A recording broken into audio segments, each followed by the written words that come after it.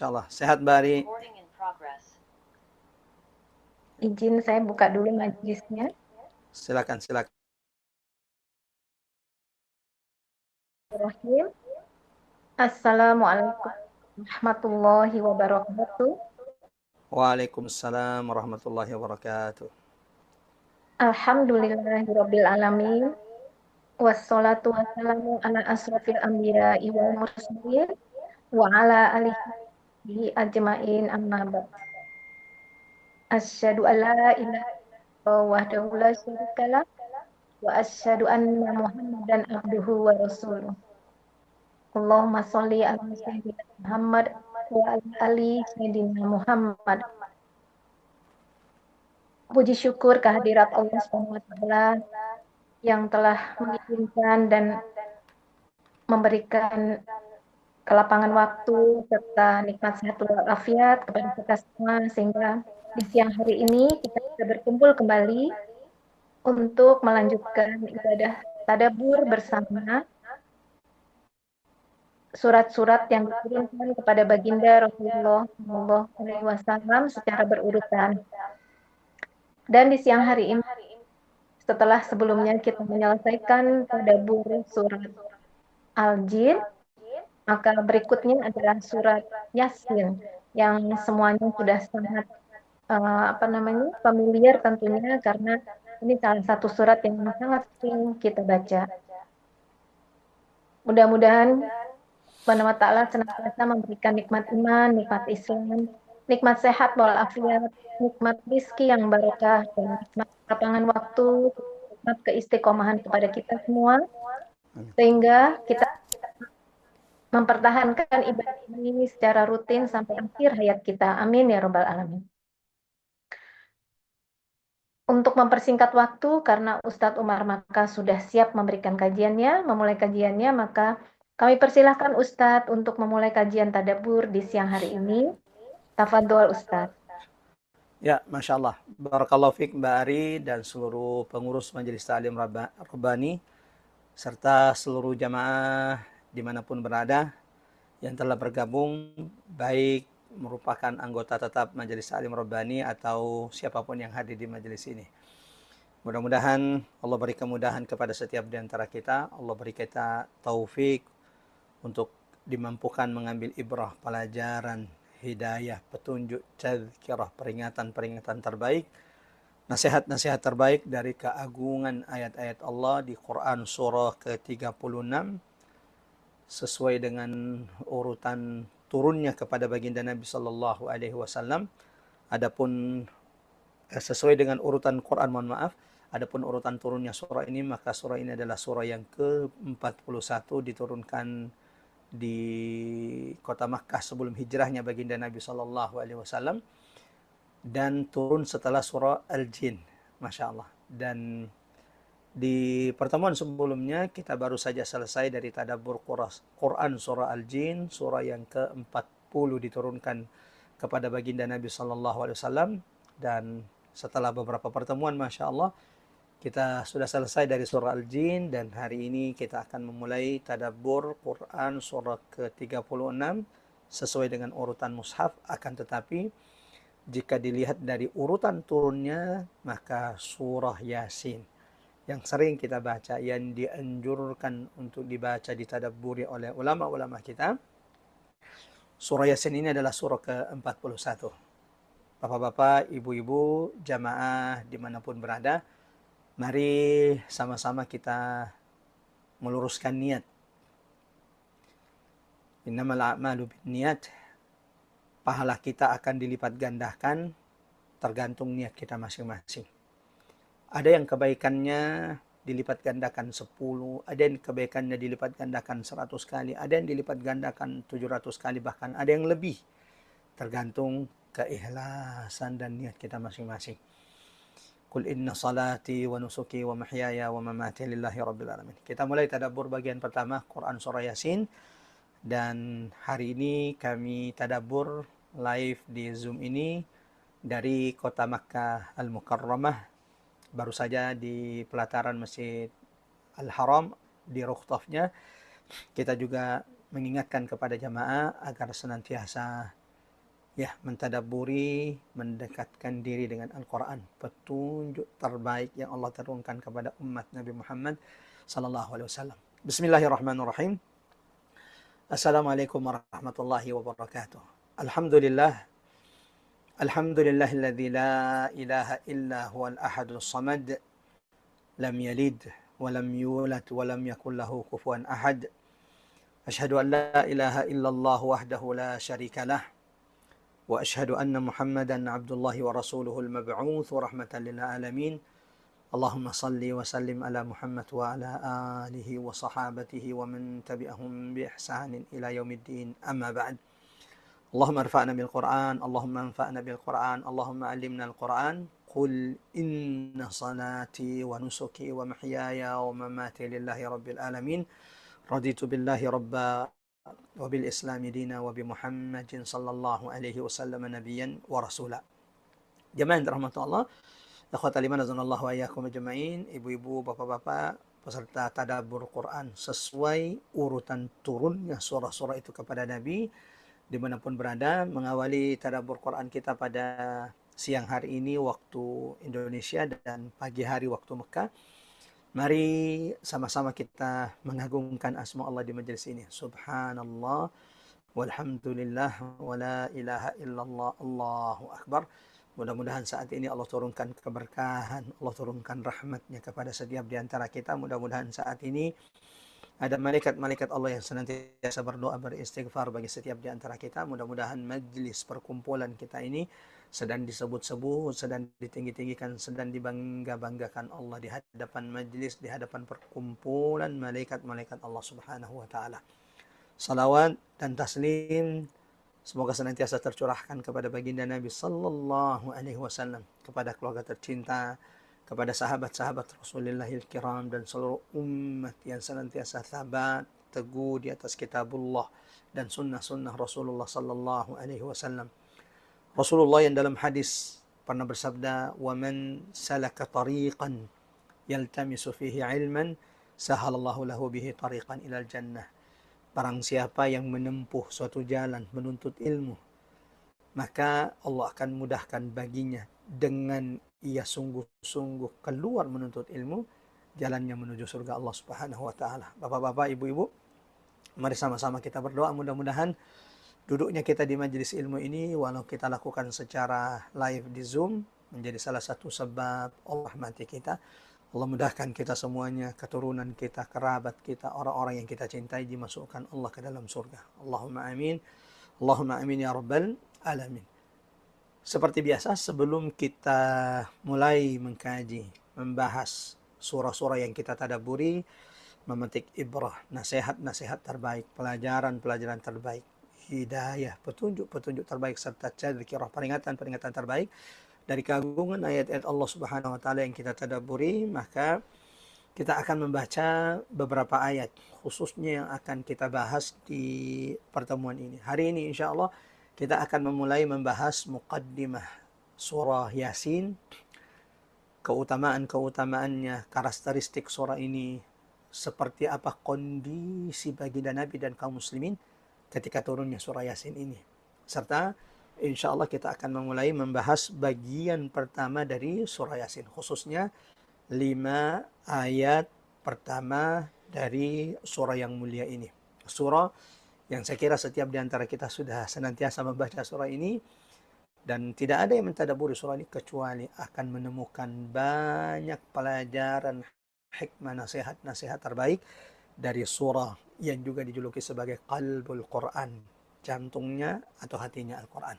Silahkan jemaah rahmatullah, kita akan baca 5 ayat pertama. Nanti kami minta salah satu dari pengurus Majelis Ta'lim Rabbani, Mbak Ari atau Mbak Ipeng atau siapapun nanti yang ditunjuk, untuk membaca terjemahan 5 ayat pertama yang insya Allah akan menjadi awal dari tadabbur Quran surah Yasin ini.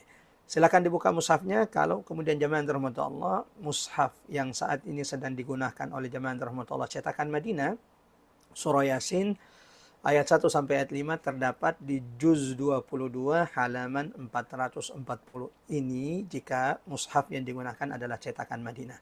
Kalau sudah dapat silahkan sama-sama insya Allah kita akan baca silahkan didengarkan baik-baik tanpa harus mengaktifkan mikrofon. Dan kalau memang ingin juga turut membaca, silahkan dibaca ayat 1 sampai dengan ayat 5. Kalau kemudian di antara jamaah yang dirahmati Allah tidak memungkinkan untuk membuka mushaf karena saat ini mungkin sedang safar atau kemudian keadaan kondisi sulit untuk membuka mushaf atau adanya uzur lainnya, kami sudah share di screen Quran Surah Yasin yang hari ini insya Allah akan kita tadabburi. Quran surah ke-41 sesuai urutan turun kepada baginda Nabi Sallallahu Alaihi Wasallam. Kita akan baca ayat 1 sampai ayat 5 dan setelah itu kita akan dengarkan terjemahannya, dan selanjutnya insya Allah kita akan memulai mengambil ibrah, pelajaran, merasakan keagungan ayat-ayat Allah Subhanahu wa taala, khususnya surah Yasin. Ya, saya akan baca, silakan didengarkan baik-baik. A'udzu billahi minasy syaithanir rajim.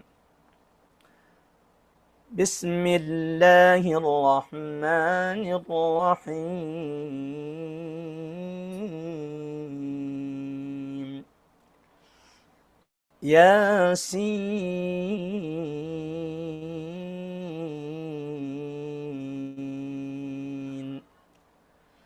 wal Qur'anil Hakim. Innaka laminal mursalin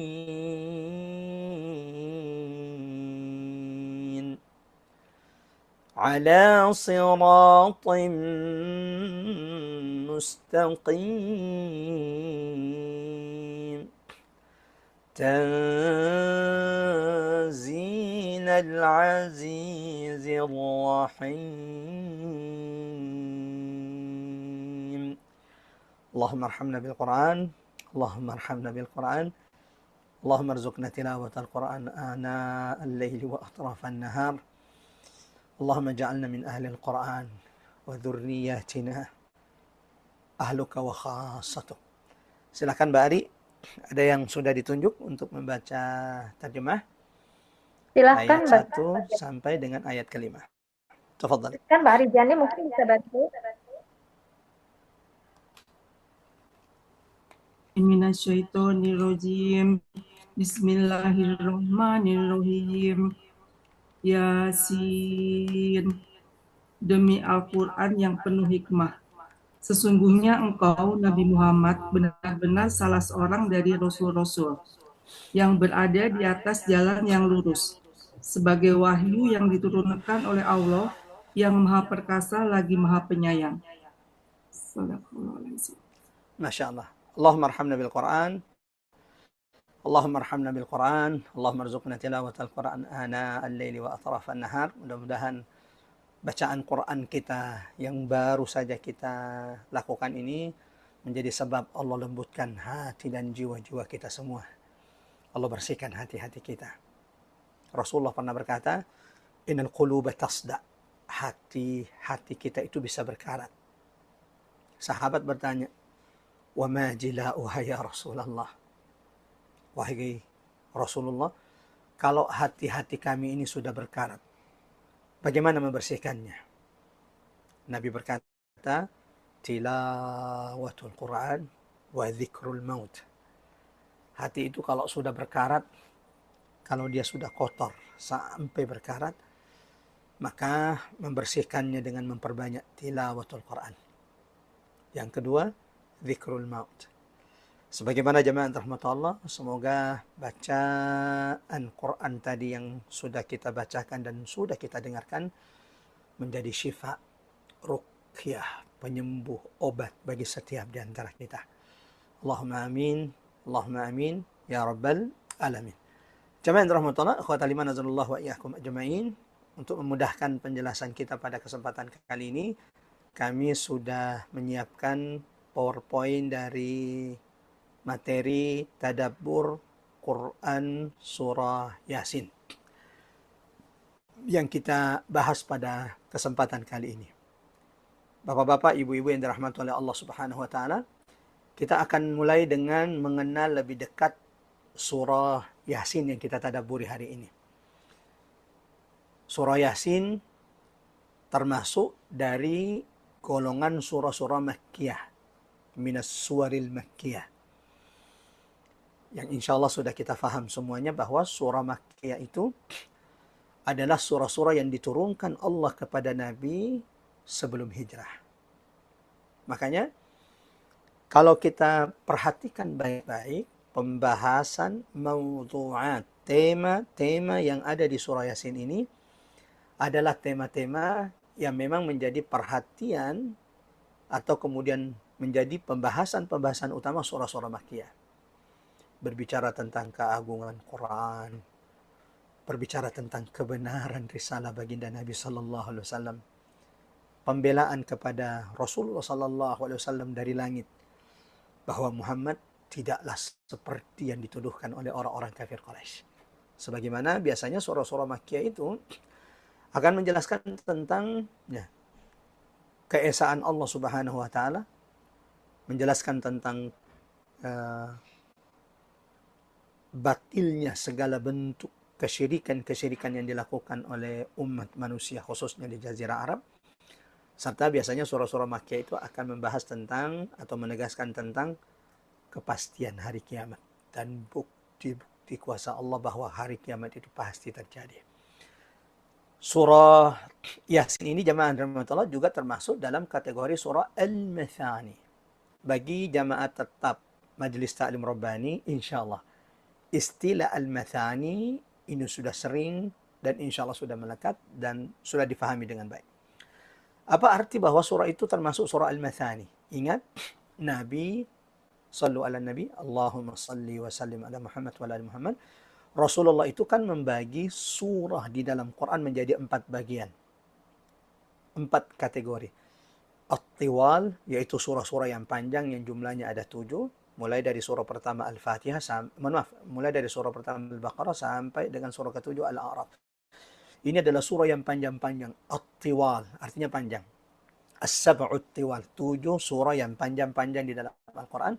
Yang dalam hadis Nabi mengatakan kandungan 7 surah ini seperti Taurat yang Allah turunkan kepada Nabi Musa alaihissalam. Yang kedua, Al-Mi'in, yaitu surah-surah dalam Al-Quran yang panjangnya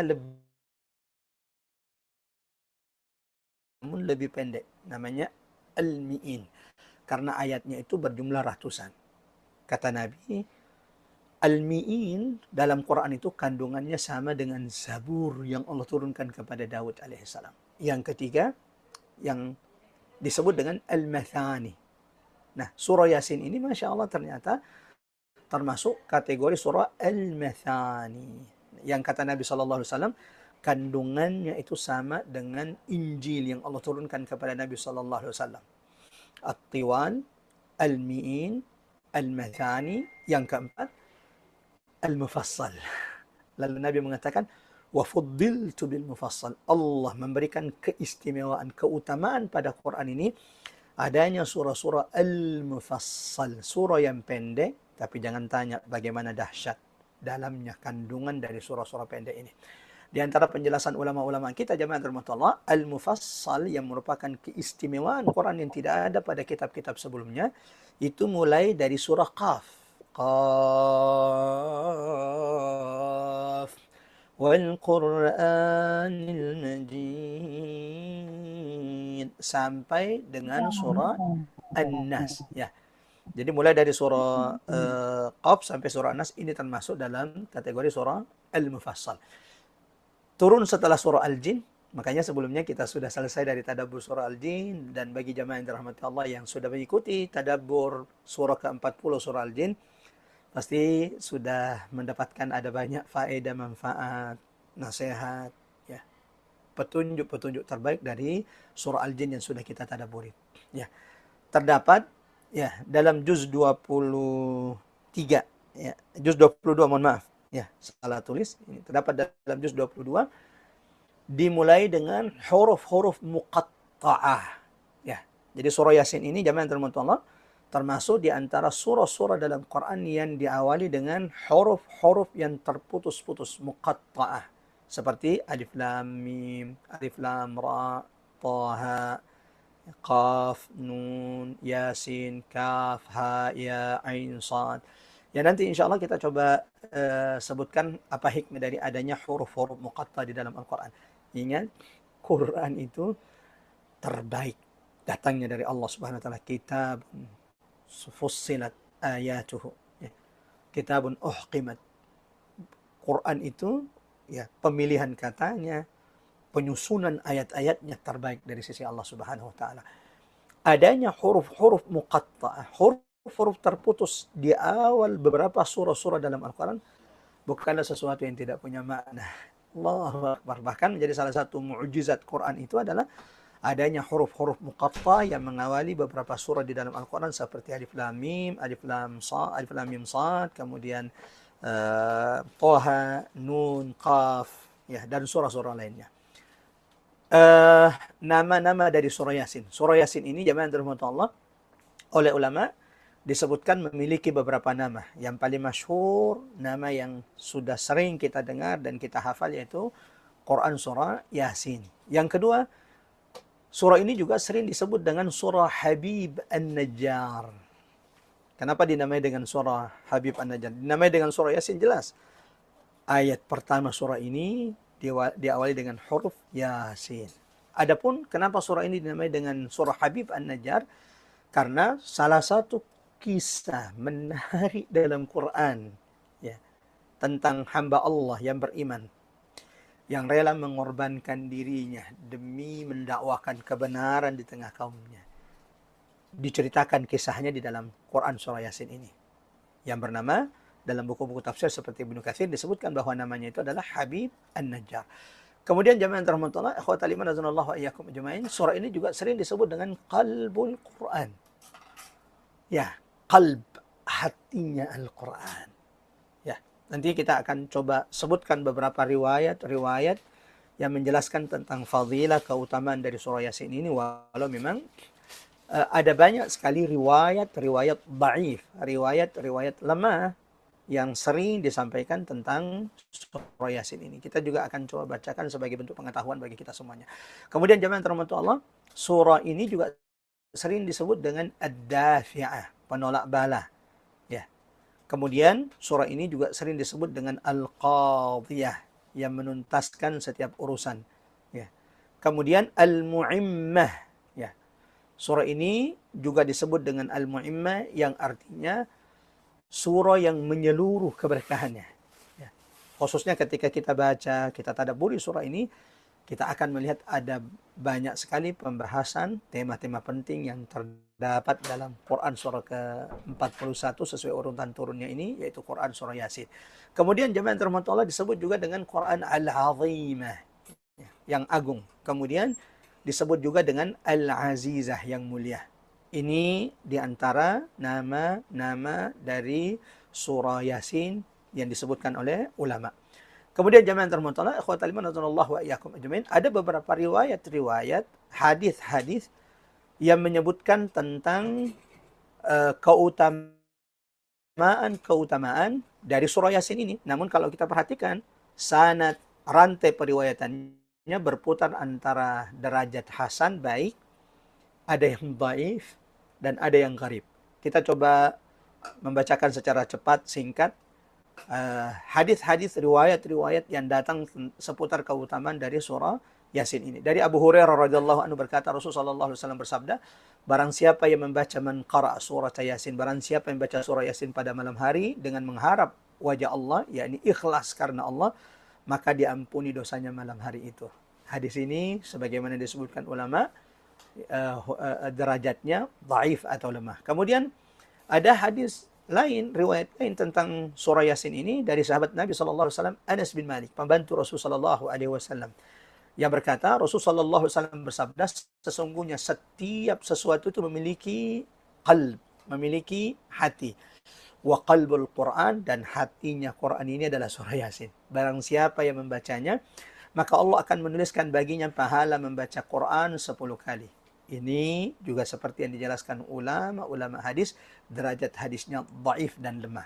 Kemudian jamaah rahmatullah, salah satu yang dihukumi ulama hasan atau kuat, ya, yang biasa diamalkan oleh ulama-ulama kita adalah riwayat yang ketiga ini. Dari sahabat Nabi Ma'qil ibn Yasar radhiyallahu anhu, Beliau meriwayatkan bahwasanya Rasulullah SAW bersabda, dan ini yang masyhur kita dengarkan. Allahu Akbar. Apa itu? Iqra'u Yasin ala mautakum. Bacakan surah Yasin untuk orang-orang yang sedang menghadapi sakaratul maut, kematian di antara kalian. Ya, ini yang dihukumi ulama hasan, artinya kuat. Nah, jemaah yang dirahmati Allah, ikhwatal iman wa iyyakum ajmain, salah satu yang dianjurkan ulama ketika mendapati ada saudara kita yang sepertinya kesulitan dalam sakaratul maut, ya. Dan ini banyak diamalkan ulama-ulama kita, ya. Dan kami pun pernah mengamalkan ini, bahwa ketika mendapati saudara yang sepertinya agak sulit untuk kemudian sakaratul maut, ketika sakaratul maut, Nabi SAW menganjurkan agar kita membacakan surah Yasin. Iqra'u Yasin ala mautakum. Kemudian jemaah rahmatullah, riwayat terakhir ya, juga dari sahabat Nabi SAW, Ma'aqil ibn Yasar radhiyallahu anhu, di mana Rasulullah SAW bersabda, surah Al-Baqarah adalah puncak kemuliaan Al-Quran, turun bersama surah ini 80 malaikat. Ya. Kemudian Allahu la ilaha illa huwal hayyul qayyum, ayat kursi dikeluarkan dari bawah arsy Allah, lalu disambungkan dengannya dengan surah Al-Baqarah, dan Yasin adalah qalbul Quran. Kalau kita perhatikan, ulama juga menghukumi hadis ini dhaif. Artinya bahwa riwayat tentang keutamaan surah Yasin ini memang banyak yang dhaif, tapi ada satu yang hasan, yaitu anjuran untuk membacakan surah Yasin kepada saudara kita yang sedang sakaratul maut agar dimudahkan Allah kematiannya. Sebelum masuk ke bagian pertama, jemaah rahmatullah, ikhwatal iman azanallahu wa iyyakum ajmain, kita ingin sedikit membahas seperti apa kondisi baginda Nabi sallallahu alaihi wasallam dan sahabat-sahabatnya ketika surah ini diturunkan Allah kepada Nabi sallallahu alaihi wasallam. Ya, karena setiap surah itu yang diturunkan Allah kepada baginda Nabi sallallahu alaihi wasallam pasti sesuai dengan situasi dan kondisi Nabi saat itu. Ya. Itulah salah satu hikmah, kata ulama, kenapa Quran itu nazala munajjaman, turun beransur-ansur. Allah bisa saja menurunkan Quran itu satu kali, ya, sekaligus kepada Nabi SAW. Akan tetapi itu tidak terjadi. Yang ada adalah Quran itu turun beransur-ansur selama 23 tahun. 13 tahun Quran itu turun di Mekah, kemudian 10 tahun Quran itu turun di Madinah. Keseluruhannya 23 tahun. Nah, salah satu hikmahnya, kata ulama, bahwa selain hikmah turunnya Quran itu beransur-ansur, linutsabbita bihi fuadak, untuk meneguhkan hati baginda Nabi sallallahu alaihi wasallam, karena setiap ada hal yang menyedihkan, mengguncang bagi Nabi, maka Allah turunkan Quran kepada Rasul sallallahu alaihi wasallam. Seperti contohnya ketika Nabi sallallahu alaihi wasallam bersedih dengan wafatnya putranya di Madinah, Ibrahim, ya, dari ibunda Maria Al-Qibtiyah. Nabi sallallahu alaihi wasallam bersedih dengan wafatnya putra terakhir Nabi, Ibrahim. Orang-orang munafik, orang-orang kafir mulai kemudian menggunjing Nabi sallallahu alaihi wasallam, yang perkataan-perkataan mereka itu sampai di telinga Rasulullah sallallahu alaihi wasallam, yang mengatakan bahwa Nabi Muhammad terputus karena putra terakhirnya juga sudah wafat. Dalam kondisi berat, dalam kondisi Nabi terguncang, dalam kondisi Nabi sedang bersedih, Allah turunkan surah Al-Kautsar mengingatkan Nabi bahwa nikmat Allah begitu banyak kepada Rasulullah sallallahu alaihi wasallam. Inna a'tainakal kautsar, sesungguhnya kamilah yang telah memberikan kepadamu nikmat yang begitu banyak. Salah satunya adalah telaga Kautsar yang Allah janjikan bagi Nabi dan umatnya. Nah, jemaah yang dirahmatullah, ikhwatal iman azanallahu wa iyyakum ajmain. Jadi satu, Quran itu turun beransur-ansur untuk meneguhkan hati Nabi sallallahu alaihi wasallam. Yang kedua, supaya Quran yang turun itu ya sesuai dengan kondisi situasi Nabi saat itu. Nah, jemaah yang dirahmati Allah, surah Yasin ini termasuk surah yang turun di akhir-akhir sebelum hijrahnya Nabi dari kota Makkah menuju Madinah Al-Munawwarah. Jadi termasuk surah-surah awakhir, terakhir. Dan kalau saya boleh tanya kepada bapak-bapak, ibu-ibu yang dirahmati Allah, seperti apa kondisi Nabi yang bapak-bapak, ibu-ibu tahu sebelum hijrahnya Nabi atau di tahun-tahun terakhirnya Nabi SAW meninggalkan kota Makkah menuju kota Madinah Al-Munawwarah? Jawabannya adalah tahun-tahun terakhir Nabi di Mekah itu adalah puncak-puncak ujian. Ya. Nabi berangkat ke Taif, lalu dilempari oleh penduduk Taif, pulang ke Mekah, kondisi semakin berat, intimidasi semakin keras dari orang-orang kafir Quraisy, sampai akhirnya Nabi SAW menganjurkan sahabat untuk berhijrah, menyelamatkan iman, menyelamatkan Islam mereka, menyelamatkan agama mereka ke kota Madinah Al-Munawwarah. Ya, dan kita tahu jemaah rahmat Allah, Nabi SAW seperti yang disebutkan dalam buku-buku sirah seperti Sirah Ibn Hisham, Ibn Ishaq, termasuk dalam sirah yang ditulis oleh Syekh Safiyur Rahman Al-Mubarakpuri, bahwa ketika Nabi SAW rumahnya dikepung. Pasti bapak-bapak, ibu-ibu pernah mendengar kisah ini. Ketika Nabi SAW rumahnya dikepung setelah rapat petinggi-petinggi Quraisy di Darun Nadwa, tempat rapat parlemen mereka, membahas bagaimana mengakhiri, membungkam dakwah Nabi Muhammad SAW. Ada banyak ide yang disampaikan pada kesempatan tersebut. Ada yang mengatakan bagaimana kalau Muhammad kita tahan sampai dia mati. Lalu kemudian iblis yang berwujud manusia di tengah-tengah mereka mengatakan ini bukanlah cara terbaik. Pengikut Muhammad itu adalah orang-orang militan. Mereka pasti akan datang mencari Muhammad dan menyelamatkan Muhammad. Lalu kemudian ada ide di antara mereka, bagaimana kalau kita mengusir Muhammad saja dari kota Mekah? Ya, lagi-lagi iblis yang ada di tengah mereka yang berwujud seperti manusia mengatakan jangan. Muhammad itu punya pengaruh kuat. Dia akan berpengaruh di luar dan dia akan datang ke kota Mekah setelah ia kuat. Sampai kemudian Abu Jahal memberikan ide bagaimana kalau kita bunuh saja Muhammad. Tapi cara membunuhnya adalah kita kumpulkan seluruh pemuda-pemuda dari semua kabilah. Lalu kemudian semua pemuda-pemuda dari setiap kabilah tersebut kita berikan pedang dan membunuh Muhammad di waktu bersamaan, sehingga Bani Abdi Manaf, Bani Hashim tidak bisa menuntut darah Muhammad kepada kabilah-kabilah Quraisy karena semua kabilah turut andil dalam pembunuhan Muhammad. Ide inilah yang kemudian disetujui oleh iblis yang berbentuk wujud manusia di tengah-tengah mereka, dan akhirnya mereka mengepung rumah Nabi Muhammad. Puluhan pemuda dari setiap kabilah-kabilah Quraisy itu kemudian ingin berkumpul untuk membunuh Nabi Muhammad SAW. Sampai kemudian jamaah termutollah, ikhwatal iman azanallahu wa iyyakum ajma'in, ketika mereka sudah mengepung rumah Nabi SAW, Rasulullah keluar dengan aman, selamat, ya, setelah membaca surah Yasin. Allahu Akbar. Ayat 1 sampai ayat 9. Sampai di ayat وَجَعَلْنَا مِنْ بَيْنِ أَيْدِيهِمْ سَدًّا وَمِنْ خَلْفِهِمْ سَدًّا فَأَغْشَيْنَاهُمْ فَهُمْ لَا يُبْصِرُونَ. Ya, mudah-mudahan jemaah rahmatullah Allah, sebagaimana surah Yasin ini Allah turunkan kepada baginda Nabi dan sahabat-sahabat dalam kondisi di mana saat itu mereka tertindas, ya, intimidasi. Lalu kemudian surah ini menjadi Allah, peneguh dari Allah bagi sahabat-sahabat Nabi kaum muslimin saat itu. Semoga surah Yasin ini juga menjadi penguat bagi kita yang mentadaburinya. Ada banyak hikmah, pelajaran-pelajaran terbaik yang bisa kita petik dari surah Yasin ini. Kita mulai jamaah rahmatullah dari 5 ayat pertama. Yasin wal Qur'anil Hakim, innaka laminal mursalin ala siratim mustaqim tanzilal azizir rahim. Yasin, ya, wallahu a'lam bissawab.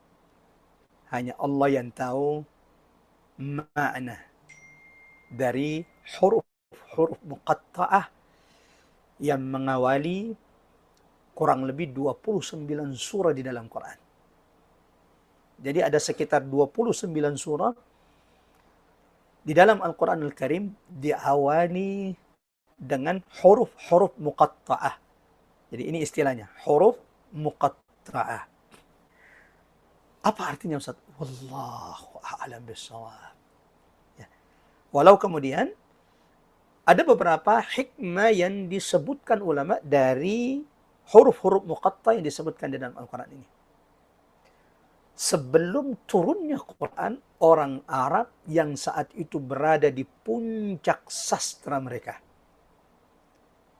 Jadi Quran itu turun ketika bangsa Arab itu berada di puncak sastra mereka.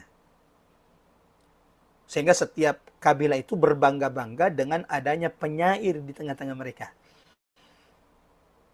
Bahkan mereka kemudian menuduh bahwa Quran yang dibacakan Nabi Muhammad ini cuma syair saja, seperti syair-syair yang kita buat. Lalu kemudian keagungan, kedahsyatan, kemuliaan Quran ini membungkam seluruh penyair-penyair saat itu. Salah satu sastrawan terbaik Quraisy bernama siapa? Al-Walid ibn Mughirah. Ini bapaknya sahabat Nabi Khalid ibn Walid. Ini merupakan sampai dijuluki lisan Quraisy, orang fasihnya Quraisy. Ya. Ketika dia mendengarkan Quran yang dibaca oleh Nabi Sallallahu Alaihi Wasallam, saat itu dia bisa mengukur keajaiban, kedahsyatan Quran. Dan mestinya dia masuk Islam karena ketika dia dengarkan Quran yang dibaca oleh Nabi, saat itu dia mendapati keindahan sastra Quran, kekuatan makna yang ada dalam Quran, baik awal dan akhirnya itu. Akan tetapi sayangnya, walau dia tahu bahwa Quran ini bukan buatan Muhammad, karena dia saja yang dianggap orang yang paling kuat secara sastra di tengah Quraisy, tidak bisa membuat seperti Quran. Dan dia tahu bahwa Quran ini benar-benar bukan buatan manusia. Nggak ada sastra seperti Quran ini. Akan tetapi, ya itulah hidayah. Al-Walid ibnul Mughirah memilih mendustakan Quran.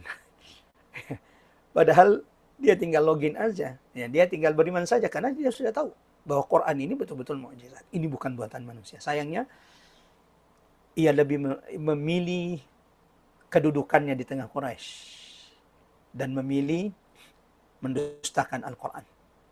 Maka Allah katakan, faqutila kaifa qaddar, thumma fakkara wa qaddar, faqutila kaifa qaddar. Al-Walid ibn Mughirah yang awalnya berfikir, menimbang-nimbang, beriman atau tidak, ya. Tapi dia tahu ini Quran bukan muatan Muhammad. Tapi akhirnya dia memilih keputusannya untuk mendustakan Quran, faqutila kaifa qaddar, maka ia dibinasakan Allah atas pilihan dia. Ya, Allahu Akbar. Mudah-mudahan jamaah dirahmati Allah senantiasa lembutkan hati kita untuk mengambil ibrah pelajaran dari keagungan ayat-ayat Allah Subhanahu wa taala. Apa hikmah Ustaz dari adanya huruf-huruf muqatta' ini? Huruf-huruf terputus yang mengawali, ada berapa surah dalam Al-Quran diawali dengan huruf muqatta'? Dari 114 surah ada 29 surah. Ya, boleh dicek nanti. Alif Lam Mim, seterusnya. Ada beberapa hikmah disebutkan ulama. Di antaranya hikmah kata ulama, kenapa ada huruf-huruf muqatta'ah di awal-awal surah. Mengawali 29 surah dalam Al-Quran, di antaranya litashwiq. Ya. Supaya, kenapa ada ayat? Apa hikmah dari huruf-huruf terputus ini? Ya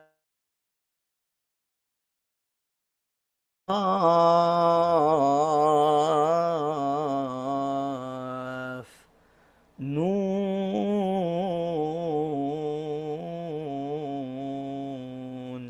Nah, hikmah pertamanya kata ulama, litashwiq. Agar menarik perhatian orang-orang yang mendengarkan Quran. Mbak Hari, ibu-ibu, bapak-bapak yang dirahmati Allah, surah yang menjadi sebab masuk Islamnya Umar ibn Khattab adalah surah Taha, surah ke-20 dalam Quran. Juga diawali dengan apa? Huruf muqatta'ah, Taha.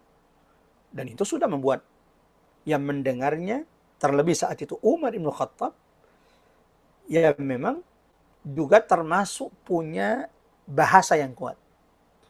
Kenapa Ustaz? Umar ibn Khattab itu adalah duta besarnya Quraisy. Kalau ada negosiasi dan lain-lainnya, yang diutus itu Umar ibn Khattab. Maka ketika beliau mendengarkan surah Taha yang diawali dengan huruf muqatta'ah, Taha, yang tidak pernah ada di sastra-sastra Arab sebelumnya. Ma anzalna alaikal qur'ana litashqa. Allahu Akbar. Setelah mendengarkan beberapa surah, Allah pun lapangkan dada Umar bin Khattab untuk masuk Islam. Jadi itu yang pertama. Yang kedua, kata ulama, hikmah adanya huruf-huruf muqatta'ah yang mengawali beberapa surah dalam Quran, yaitu 29 surah dalam Al-Quran, ya, lil i'jaz. Apa artinya Ustaz? Menunjukkan kemukjizatan Quran, bahwa tidak akan pernah ada yang bisa membuat seperti Quran ini. Yang ketiga, ya, ini tadi yang kita sampaikan di awal, ya, bahwa tidak ada yang tahu makna dari huruf-huruf ini kecuali Allah Subhanahu wa taala. Hanya Allah yang tahu makna dari huruf-huruf muqatta' ini. Allah berulang-ulang menantang manusia dan jin untuk membuat seperti Quran. Masya Allah. Huruf-huruf muqatta' ini di antara hikmahnya adalah lil i'jaz. Menantang manusia, coba buat seperti Quran. Allahu Akbar. Semakin kita belajar bahasa Arab, semakin kita merasakan kedahsyatan Quran yang Allah turunkan kepada baginda Nabi sallallahu alaihi wasallam. Pantaslah jin itu ketika mendengarkan Quran saat itu pula ketika mereka mendengarkan secara seksama, tidak berbicara. Ya, berbeda dengan kita. Ustadz bacakan Quran, kita sibuk berbicara, sibuk melakukan yang lain. Ya, mendengarkan Quran sambil melakukan yang lain, pantas kita jarang merasakan kebesaran, keagungan, kedahsyatan, kemuliaan Al-Quran. Ya, jemaah rahmatullah, ikhwatal iman, azallahu wa iyyakum ajmain. Kalau kita perhatikan, tantangan Allah kepada manusia dan itu berulang-ulang di dalam Al-Quran. Membuat seperti Quran. Yang pertama, dalam Quran surah 17 ayat 58. Allah menantang jin dan manusia an ya'tu bimithlihi. Quran surah 17 ayat 58 membuat seperti Quran. Lalu kemudian tantangan kedua, dan mereka tidak akan lan ya'tu bimithlihi, tidak akan pernah bisa datang membuat seperti Quran. Maka Allah menurunkan tantangannya. Kalau begitu, fa'tu bi'ashri suwarin mithlih. Enggak usah 114 surah. Cukup, wahai manusia dan jin, saling membantulah kalian, saling tolong-menolonglah kalian, membuat 10 surah bahkan yang terpendek dalam Quran seperti Quran. Lagi-lagi, jin, manusia tidak ada yang bisa tahu. Tidak ada yang mampu membuat seperti Quran. Walau cuma 10 surah. Dan akhirnya, Masya Allah, dalam Quran surah Al-Baqarah, Quran surah kedua ayat 23 sampai ayat 24. Setelah tantangan satu Quran tidak bisa, tantangan 10 surah juga tidak akan pernah dilakukan oleh manusia, Allah turunkan tantangannya. Fa'tu bisuratin min mithlih. Ya, coba buat satu surah saja. Seperti surah dalam Quran. Musailamah al-Kadzdzab yang mengklaim dirinya Nabi yang diutus selain Nabi Muhammad SAW, ya, padahal awalnya beriman, lalu kemudian pulang kampungnya, ya, kembali murtad, bahkan mengklaim dirinya Nabi. Ini disebut dengan Musailamah al-Kadzdzab. Ya, namanya Musailamah al-Kadzdzab.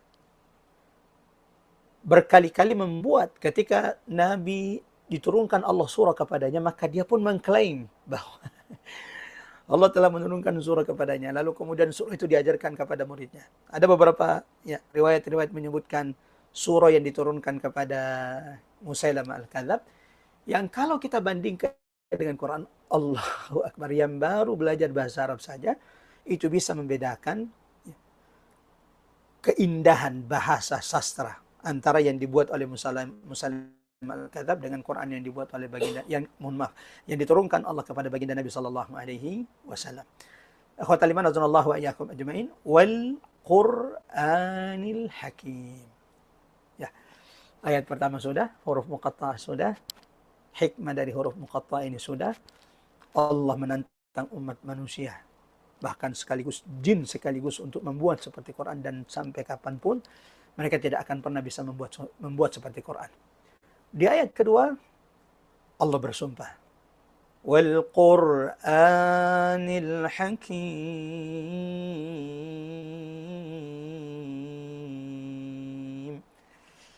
demi Quran yang penuh dengan hikmah.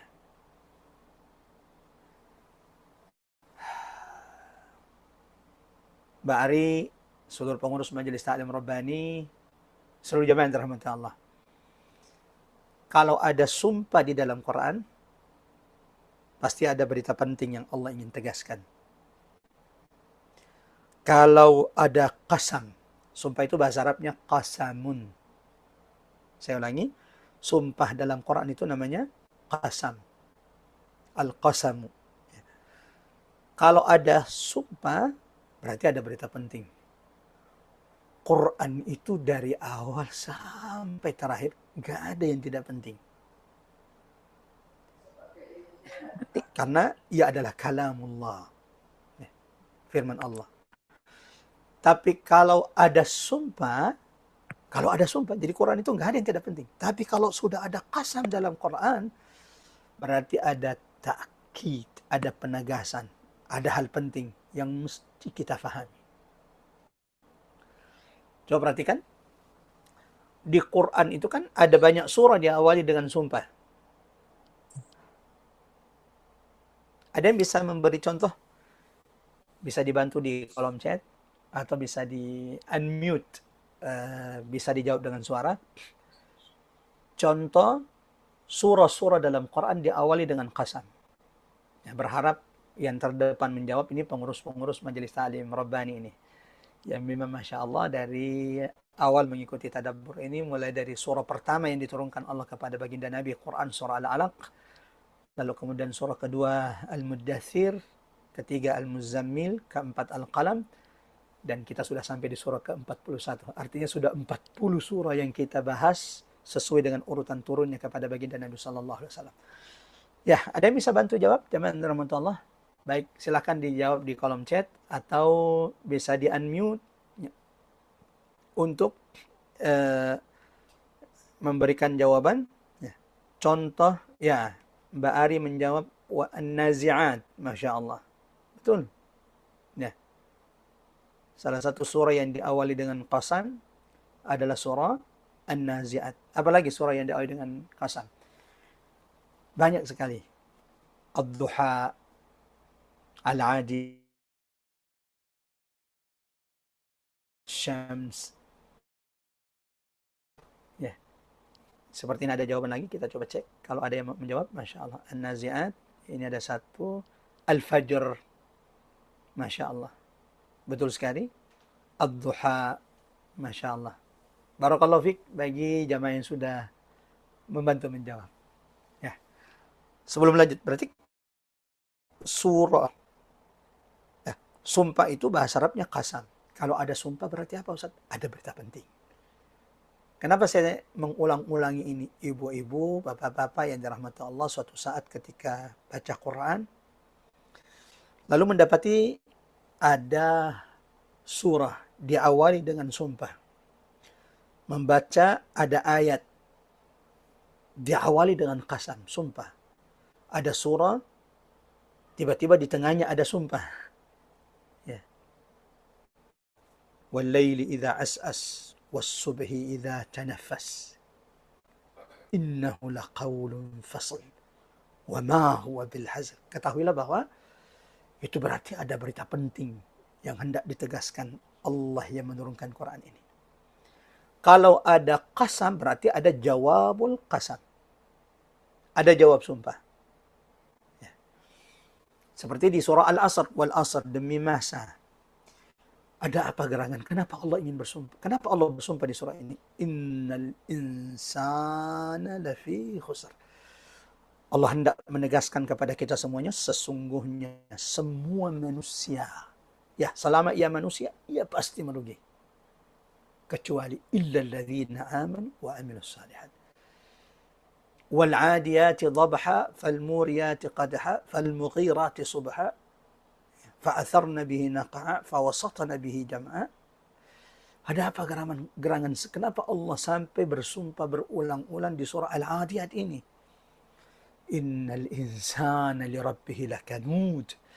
Allah ingin menegaskan bahwa sesungguhnya manusia itu, yang namanya manusia itu amat sangat benar-benar durhaka kepada Tuhannya. Kalau kalian tidak percaya bagaimana durhakanya manusia, coba bandingkan ketaatan manusia kepada Tuhannya dengan ketaatan kuda kepada majikannya.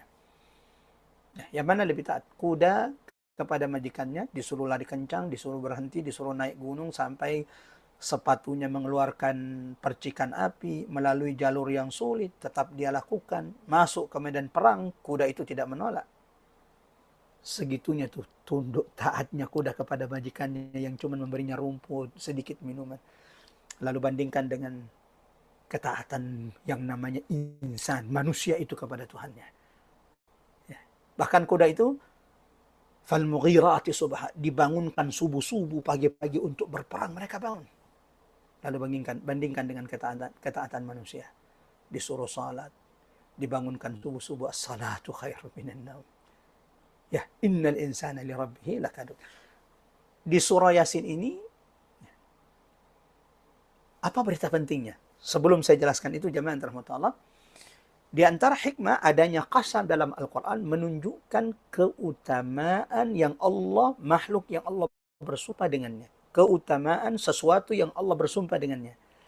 Seperti wadduha, waktu duha, menunjukkan keutamaan waktu duha. Wal fajar, Allah bersumpah. Allah bersumpah dengan matahari, menunjukkan keutamaan makhluk yang bernama matahari. Apalagi wan nazi'ati gharqa, Allah bersumpah dengan malaikat yang mencabut nyawa dengan keras, menunjukkan keutamaan makhluk Allah yang bernama malaikat. Di surah ini Allah bersumpah dengan Quran. Wal Qur'anil Hakim.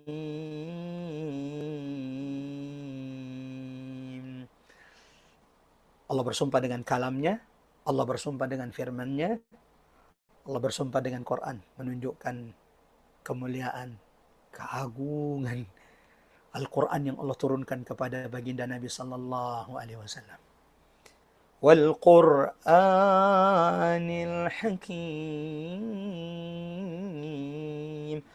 Di antara bentuk kemuliaan Quran, dari sekian banyak keutamaan kemuliaan Quran, adalah Quran itu dipenuhi dengan hikmah.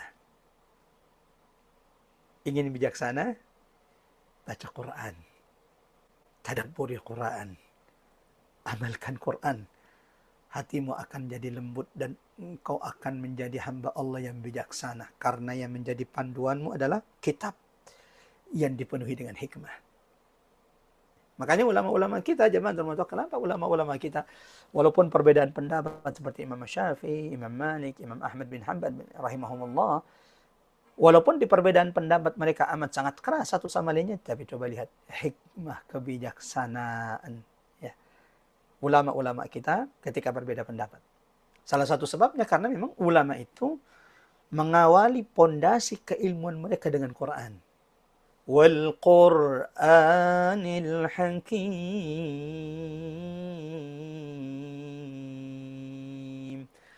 Ya. Dari surah pertama Al-Fatihah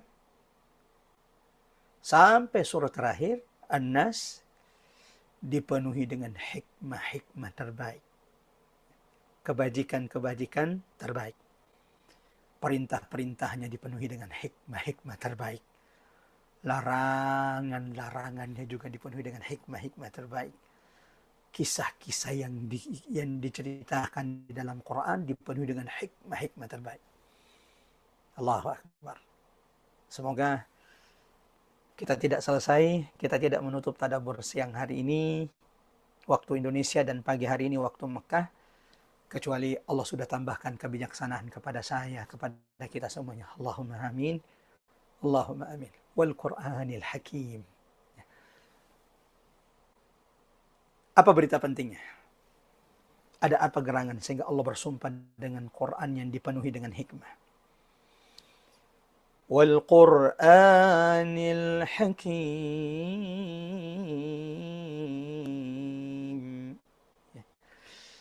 Jamaah yang dirahmati Allah, ikhwatal iman azanallahu wa iyyakum ajmain. Jawaban dari sumpah di ayat kedua ini, atau jawabul qasam, berita penting yang Allah hendak tegaskan kepada kita, yang karenanya Allah bersumpah di ayat kedua, terdapat di ayat ketiga. Allahu Akbar. Allahu Akbar. Ini yang Allah ingin tegaskan kepada seluruh umat manusia ketika surah Yasin ini diturunkan. Dan sampai hari kiamat.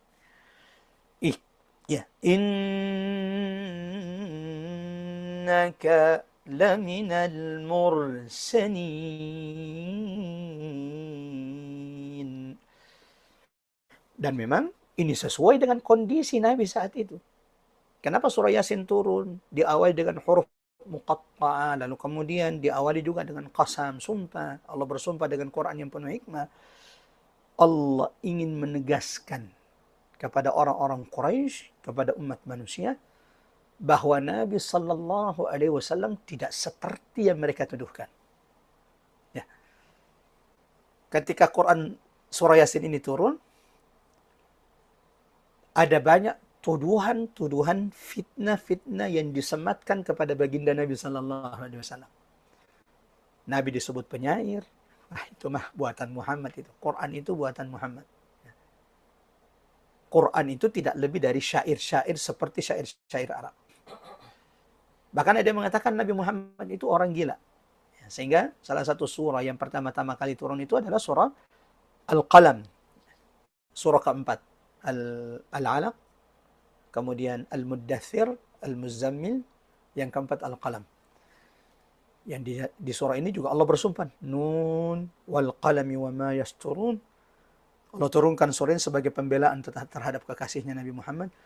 Ma anta bi ni'mati rabbika bimajnun. Engkau bukanlah orang gila wahai Muhammad seperti yang dituduhkan orang-orang Quraisy. Nabi bukan pendusta, akan tetapi laminal mursalin. Innaka laminal mursalin. Nabi Muhammad itu benar-benar Rasul yang diutus oleh Allah Subhanahu wa Ta'ala. Ini berita penting, perkara penting, jawaban dari sumpah di ayat kedua.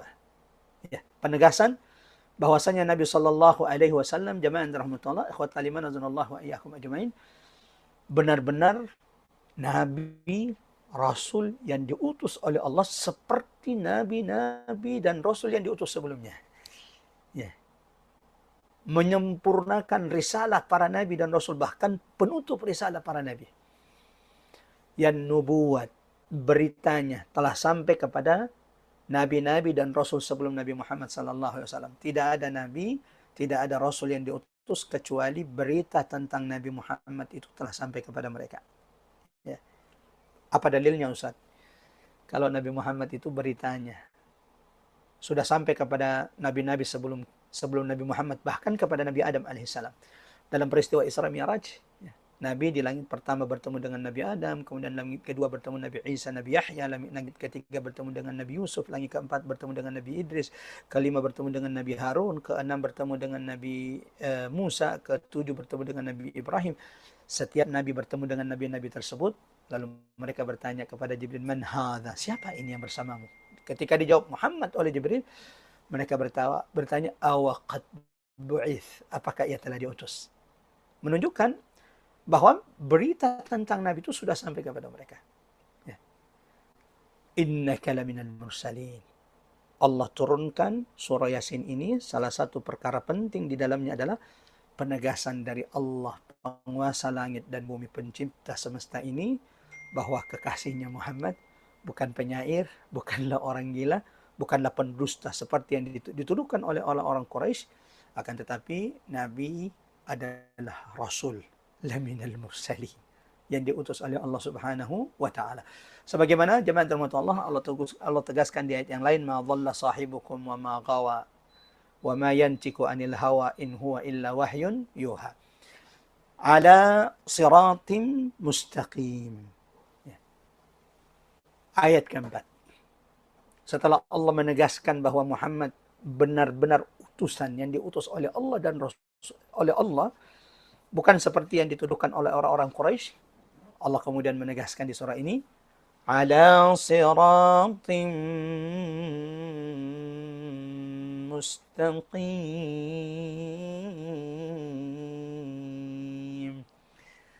Allahu Akbar. Nabi Muhammad itu benar-benar berada di jalan Allah yang lurus. lagi-lagi tidak seperti yang dituduhkan orang-orang Quraisy.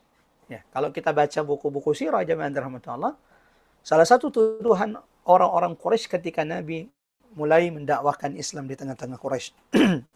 3 tahun dakwah Nabi secara terang-terang, 3 tahun dakwah Nabi secara sembunyi-sembunyi, lalu kemudian dilanjutkan dengan dakwah Nabi terang-terangan. Ya, salah satu yang dituduhkan orang-orang Quraisy bahwa Muhammad ini tersesat. Ya. Sehingga kalau ada orang yang masuk Islam bersama Nabi, menjadi pengikut Nabi Muhammad, maka tuduhan yang disebutkan mereka adalah saba'ah fulan, laqad sabawta, oh, engkau sudah tersesat. Jadi kalau ada yang masuk Islam di masa itu, di awal-awal dakwah Nabi SAW, setiap dia masuk Islam itu akan dikatakan laqad saba, orang ini telah tersesat. Ya, karena menjadi pengikut Nabi Muhammad SAW, termasuk ketika Sayyidina Umar ibn al-Khattab al-Faruq yang memang sudah didoakan oleh Nabi.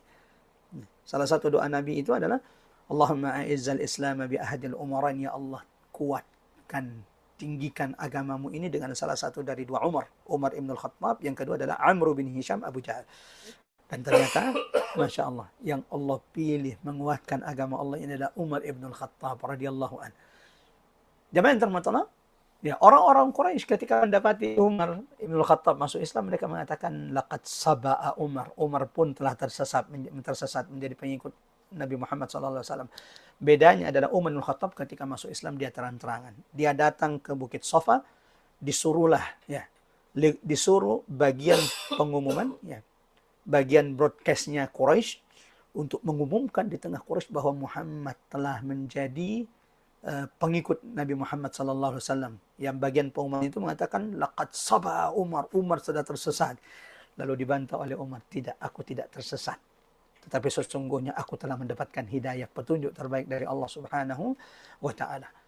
Allah menurunkan surah ini sebagai penguat bagi Nabi SAW, sebagai tathbit, penguat bagi sahabat-sahabat yang saat itu sudah masuk Islam bersama Nabi, ala siratim mustaqim, bahwa Muhammad tidaklah tersesat. Sebaliknya, Muhammadlah yang berada di jalan Allah yang lurus. Dan yang selamat adalah mereka yang bersama Nabi SAW di jalan Allah yang lurus ini. Wa anna hadza sirati mustaqima. Ya, dan sesungguhnya inilah jalanku yang lurus. Fattabi'u, Quran surah Al-An'am, ikutilah kalian wahai manusia jalan Allah yang lurus ini. Wala tattabi'us subul, dan jangan pernah kalian mengikuti jalan-jalan yang tersesat. Sebelum lanjut, ayat terakhir, ayat penutup jemaah rahmatullah, ikhwatal iman rahimanallah wa iyyakum ajmain. Perhatikan baik-baik jemaah rahmatullah. Ayat keempat, ketika Allah menjelaskan tentang jalan yang lurus, Allah menyebut jalan yang lurus itu dengan kata sirat dalam bentuk tunggal, mufrad. Tidak dalam bentuk jamak. Sementara kalau kita perhatikan jalan-jalan yang bengkok, jalan-jalan syaitan, itu disebutkan dalam bentuk jamak. Saya ulangi. Ayat keempat ini perhatikan baik-baik. Jalan Allah yang lurus. Ihdinas siratal mustaqim. Dalam Quran surah Al-Fatihah. Kemudian jalan Allah yang lurus di surah Yasin ayat keempat. Ala siratim mustaqim. Nabi Muhammad itu berada di jalan Allah yang lurus. Kemudian dalam Quran surah Al-An'am ayat 153, wa anna hadza sirati. Jalan yang lurus juga disebutkan dalam bentuk tunggal. Mbak Ari, seluruh pengurus, seluruh jamaah rahmatullah. Apa pesannya? Apa hikmahnya? Apa pelajarannya? Apa tadaburnya? Kenapa jalan Allah itu di dalam Quran disebutkan dalam bentuk tunggal, sementara jalan-jalan syaitan dibentukkan dalam bentuk jamak? Ya. Ini amat sangat jelas bagi kita. Jalan Allah itu hanya satu. Jalan Allah yang lurus itu hanya satu. Mari perhatikan. di umur kita yang tidak muda ini lagi, apakah kita sudah berada di jalan Allah yang lurus? Wa anna hadza sirati mustaqima. Yang selama ini setiap hari kita minta 17 kali minimal kepada Allah. Ihdinas siratal mustaqim. Sejenak, mari tanyakan kepada diri kita jamaah rahmatullah, bapak-bapak, ibu-ibu. Adakah kita sudah berada di jalan Allah yang lurus? Ya, kalau jalanmu sudah berusaha mengikuti jalan Nabi, itulah jalan yang lurus. Kalau jalanmu sudah ditunjuki oleh petunjuk terbaik Quran, maka engkau sudah berada di jalan yang Allah yang lurus. Sebagaimana jalan syaitan itu banyak. Wala tattabi'us subul. Allahu Akbar. Yang ingin dan mengharapkan perjumpaan dengan Allah. Faman kana yarju liqa'a rabbih. Jangan salah jalan. Cari jalan Allah yang lurus. Jalan para syuhada, siddiqin, nabiyyin. Kalau ingin berjumpa dengan Allah, jangan salah menapaki jejak jalan di dunia ini. Kalau ingin bertahan di atas jalan Allah yang lurus, ikuti teladani baginda Nabi. Jadikan Quran ini sebagai penguat petunjuk terbaik kita. Kenapa Ustaz? Kiri kanan. Kiri kanan dari jalan Allah yang lurus ini. Jalan Allah yang lurus ini ada banyak ujian, onak, duri bagi siapapun yang berjalan di atasnya. Am hasibatum an tadkhulul jannah. Apakah engkau mengira engkau akan masuk surga dengan mudah tanpa diuji, dicoba, diguncang seperti ujian orang-orang yang ada di sebelum kita? Maka bisa bertahan di jalan Allah yang lurus ini. Apalagi istiqamah di jalan Allah yang lurus ini. Wafat di jalan Allah yang lurus ini. Allahu Akbar. Karunia nikmat yang begitu besar. Ihdinas siratal mustaqim. Semoga Allah tunjuki kita jalan yang lurus. Dan sering-sering baca doa ini. Allahumma ya muqallibal qulub, tsabbit qulubana ala ta'atik. Ya Allah, teguhkan hati kami di atas jalan Allah, jalanmu yang lurus ini. Rabbana la tuzigh qulubana ba'da idh hadaitana. Ya Allah, setelah engkau sabarkan kami, setelah engkau berikan kami petunjuk hidayah berada di jalanmu yang lurus ini, jangan pernah biarkan hati kami, langkah kami tergelincir dari jalan Allah yang lurus ini. Allahu Akbar. Ya. Ala siratim mustaqim. Kiri kanan dari jalan Allah yang lurus ini ada banyak jalan-jalan syaitan. Jangan pernah ikuti. Di setiap jalan-jalan syaitan ini ada syaitan yang menyuruh manusia untuk melewati jalan tersebut, menghiasi jalan-jalan syaitan. Mudah-mudahan Allah jaga kita, Allah teguhkan kita, Allah sabarkan kita. Terakhir. Kanzil azizir rahim.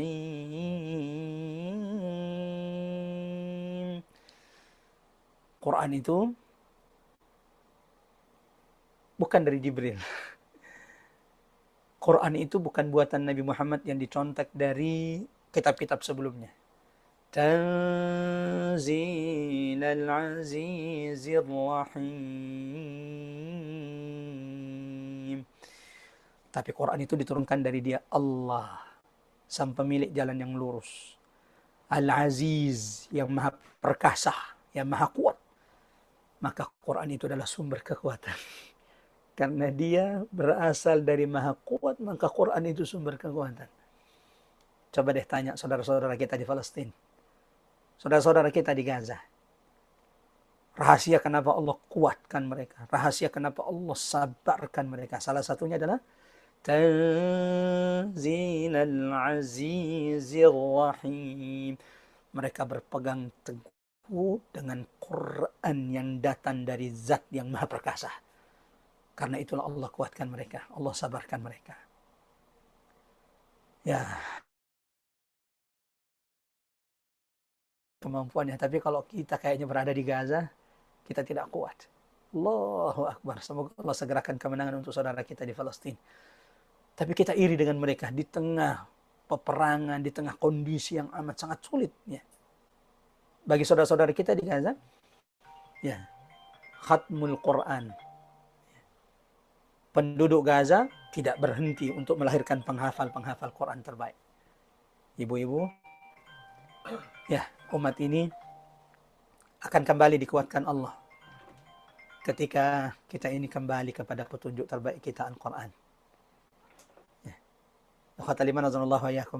Sebelum lanjut, mari berdoa semoga Allah kuatkan kita semua dengan Quran. Allah lembutkan hati umat ini kembali kepada Quran, sumber kekuatan mereka. Al-Azizir Rahim. Sebagaimana Quran ini turun dari Dia zat yang maha pengasih lagi maha penyayang. Quran yang ada di tengah-tengah ini bukti rahmat kasih sayang Allah kepada kita. Allah itu sayang sehingga Dia turunkan Quran. Allah itu cinta kepada kita, maka Ia turunkan Quran sebagai petunjuk bagi kita agar kita tidak tersesat. Salah satu bukti rahmat Allah adalah adanya Quran kepada umat Nabi Muhammad SAW. Bahkan salah satu bukti tanda Allah sayang saya, rahmati Mbak Ari, Mbak Ipeng, seluruh pengurus Majelis Ta'lim Rahmah, semua yang hadir di majelis ini, salah satu tanda bukti Allah sedang merahmatimu, merahmati keturunanmu, merahmati keluargamu kalau Allah dekatkan kita dengan Quran. Ar-Rahman, Allah zat yang maha pengasih lagi maha penyayang. Salah satu bukti tanda Allah sayang kepada saya, sayang kepada kita semuanya, kita didudukkan di majelis ini, diberi semangat untuk terus mengkaji, mempelajari, mentadabburi Quran. Allamal Quran. Kesimpulannya, di 5 ayat ini ada 2 penegasan, ada 2 hal penting yang Allah tegaskan kepada kita. 1, keagungan, kemuliaan Al-Quran. Yang kedua, Nabi Muhammad SAW benar-benar utusan Allah Subhanahu wa Ta'ala. Yang ketiga, ya, kalau kita tambah menjadi poin ketiga, bahwa Quran, jemaah rahmat Allah, ya, benar-benar rahmat, kasih sayang Allah, agar kita senantiasa berada di jalan Allah yang lurus, tidak tergelincir dari jalan Allah yang lurus tersebut. Mudah-mudahan singkat ini bermanfaat. Sekali lagi terima kasih banyak kepada Majelis Ta'lim Rabbani yang terus menjadi wasilah kepada kita semuanya untuk mentadabburi ayat-ayat Allah di setiap Rabu ba'da salat zuhur. Dan insya Allah pekan depan kita akan lanjutkan dengan sirah nabawiyah, melanjutkan pembahasan kita tentang sirah baginda Nabi SAW. Semoga siapapun yang telah berkontribusi menjadi sebab perjumpaan ini Allah lipat gandakan pahalanya, dan siapapun yang telah hadir di sini semoga Allah jadikan sebagai pemberat timbangannya, dan ini menjadi sebab Allah rahmati kita semuanya. Kita tutup dulu majelis ini, kemudian kita buka sesi tanya jawab. Siapa tahu mungkin ada yang dari timur, yang maksudnya dari Indonesia Timur, yang waktunya jauh lebih cepat dibanding waktu Indonesia Barat. Sama-sama kita baca surah Al-Asr sebelum kita tutup. A'udzubillahi minasyaitonirrajim. Bismillahirrahmanirrahim. Wal 'asr innal insana lafi khusr illa alladziina aamanu wa 'amilus shalihat wa tawassaw bil haqqi wa tawassaw bis sabr. Subhana rabbika rabbil izzati amma yasifun. Wassalamun alal mursalin walhamdulillahi rabbil alamin. Wassalamualaikum warahmatullahi wabarakatuh. Saya kembalikan kepada host kita Mbak Ari. Tafadhali, silakan Mbak Ari. Terima kasih Ustadz. Allah. Baru 5 menit tapi sudah padat sekali ya Ustadz. Luar biasa. Kami buka sesi tanya jawab. Silakan Bapak dan Ibu yang ingin bertanya. Assalamualaikum, Mbak Ari mau tanya. Silakan. Waalaikumsalam, Mbak Yola, Masya Allah, pemilik Jeddah. Ya. Silakan Mbak. Ustadz apa kabar? Sehat selalu Ustadz. Alhamdulillah sehat. Salam buat keluarga di Jeddah. Iya Ustadz. Tafadhali, silakan. Ustadz mau nanya agak sedikit di luar surat Yasin tadabbur hari ini. Siap. Ada di luar tema. Iya. Cuman kan kemarin baru lewat malam nisfu Sa'ban. Iya. Mau tanya sebenarnya amalan apa sih yang benar, karena kemarin baru lewat jadi banyak beredar tuh Ustadz. Terus udah gitu apa namanya tuh, ada yang cuman bilang yang penting bersihkan hati untuk bisa memaafkan karena mau masuk bulan Ramadan. Ya, Jadi hatinya bersih. Atau ada juga yang bilang ya udah nanti malam habis sholat maghrib biasanya baca surat Yasin gitu kan. Jadi ya, sebenarnya karena banyak eh, yang informasi begini, yang benernya sebenarnya itu gimana sih Ustadz? Mau tanya yang Masya bener Allah. aja. Assalamualaikum Ustadz. Ya, Masya Allah. Jemaah rahmatullah, akhwat liman azallahu wa iyyakum ajmain. Pertama, semua ulama sepakat bahwa bulan Sya'ban adalah bulan yang mulia memiliki keutamaannya. Itu yang pertama. Jadi tidak ada perbedaan pendapat nih di kalangan ulama tentang keutamaan bulan Sya'ban. Artinya ada banyak kesepakatan sebenarnya persamaan di kalangan ulama kita ini. Perbedaan pendapat itu hanya di sebagian hal dari bulan Sya'ban ini. Nah yang begini kita berlapang dada. Kita mengambil prinsip apa yang kita pegang, lalu kita berlapang dada terhadap perbedaan-perbedaan yang ada. Sambil terus watawasau bil haqqi watawasau bis sabar. Jangan sampai setiap datang bulan Syaban kita merusak hati kita dengan perdebatan, perselisihan di antara kita. Ini tidak akan pernah selesai. Nah, satu bahwa ulama itu sepakat bahwa bulan Syaban ini bulan memiliki keutamaannya.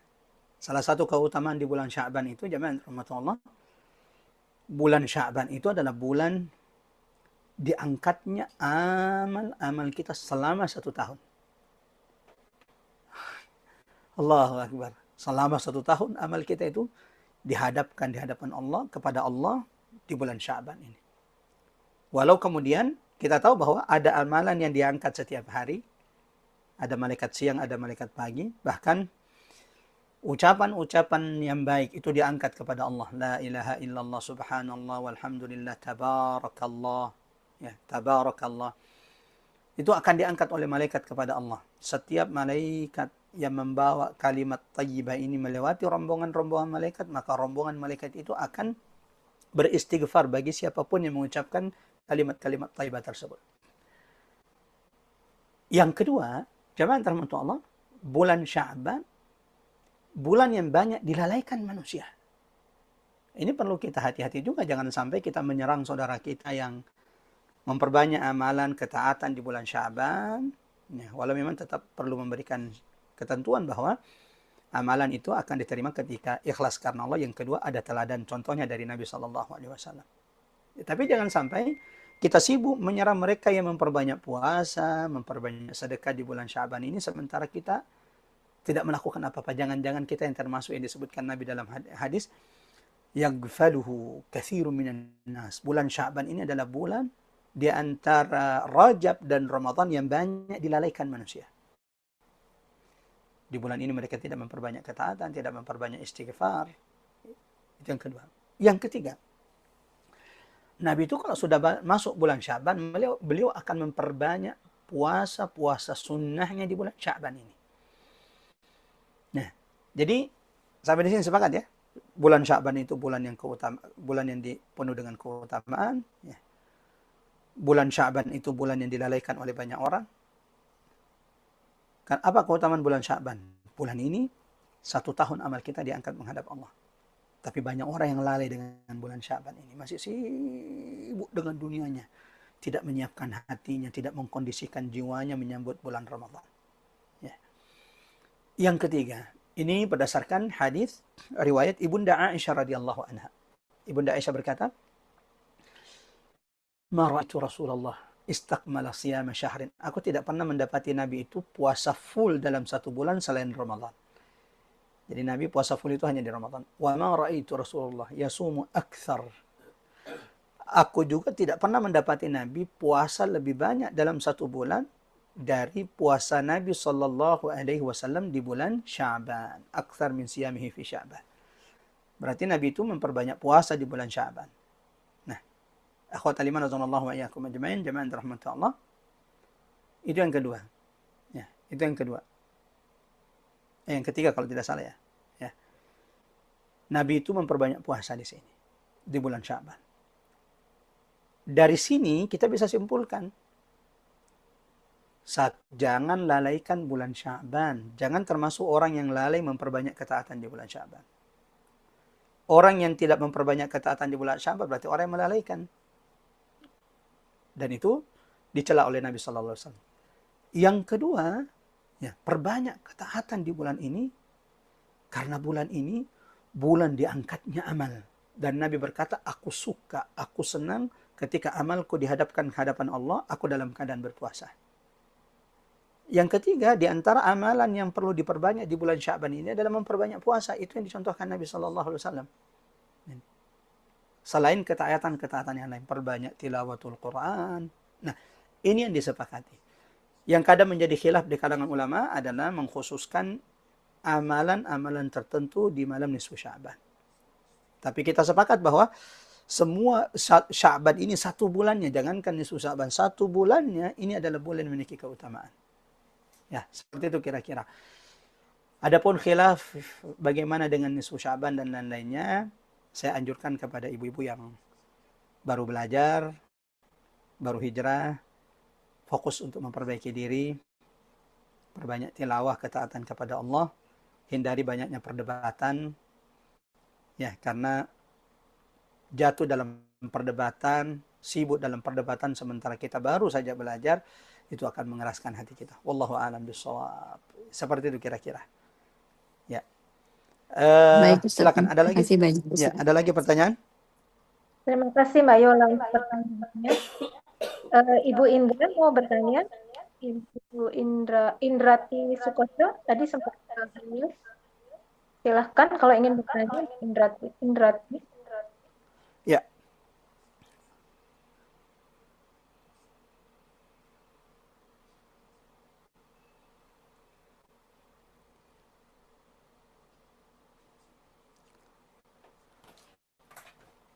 Ya, kalau memang tidak ada, Mbak Ari, kita tutup dengan siap-siap doa. Ya, mengingat saat ini kami juga sudah menjelang zuhur di kota Mekah.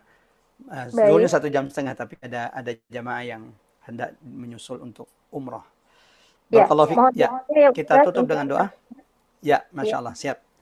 Jemaah yang dirahmati Allah, sebagai penutup dari kajian kita ini, siapapun yang masih bergabung, masih hadir di kajian kita, sejenak sama-sama kita berdoa. Dari kota Makkah ini kami panjatkan doa ini, mudah-mudahan diaminkan malaikat dan diijabah di sisi Allah Subhanahu wa taala. Silakan angkat tangan dan selanjutnya mari aminkan doa-doa kita. Astagfirullahaladzim, astagfirullahaladzim, astagfirullahaladzim. Allahumma ya Rahman ya Rahim, Allahumma ya munzilal kitab, Allahumma ya Rahman ya Rahim, ya Ghaffar ya Tawwab. اللهم لا تدع في مقامنا هذا ذنبا إلا غفرت ولا هما ولا غما إلا فرجت ولا مريضا إلا شفيت ولا حاجة من حوائج الدنيا إلا يسرتها يا أرحم الراحمين. Ya Allah, Tuhan kami, hanya kepadamu kami menyembah dan hanya kepadamu kami memohon pertolongan. Allahumma ya Allah, Tuhan kami, jangan biarkan kami bubar meninggalkan majelis ini ya Allah, kecuali Engkau telah bersihkan setiap di antara kami dari dosa-dosanya. Engkau telah bersihkan setiap di antara kami dari kesalahan-kesalahannya. Rabbana zalamna anfusana wa illam taghfir lana wa tarhamna lanakunanna minal khasirin. Ya Allah, jika Engkau tidak hapuskan, gugurkan dosa-dosa kami yang menggunung di belakang kami adalah hamba-hamba-Mu yang paling merugi. Allahumma ya Rahman ya Rahim, siapapun yang sakit di antara jamaah Majelis Ta'lim Rabbani, sahabat, kerabat jamaah Majelis Ta'lim Rabbani, karuniakan kepada mereka ya Allah kesembuhan yang tidak meninggalkan rasa sakit kepada mereka. Rabbana Allahumma ya Rabbana as'adhib bil ba's ishfi anta syafi la shifaan illa shifaa'uk shifaan la yughadiru saqaman wala alaman.